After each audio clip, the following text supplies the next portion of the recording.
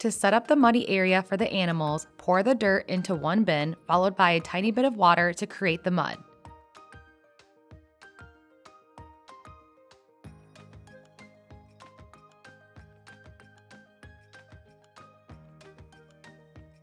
Then grab the other bin and start putting together your washing bin by filling it with water and mixing in dish soap.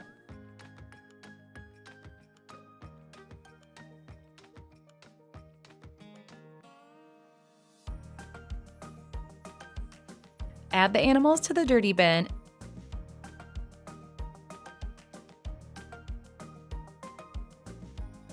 and the cleaning supplies to the washing bin, and this fun sensory bin is ready for your child to experience.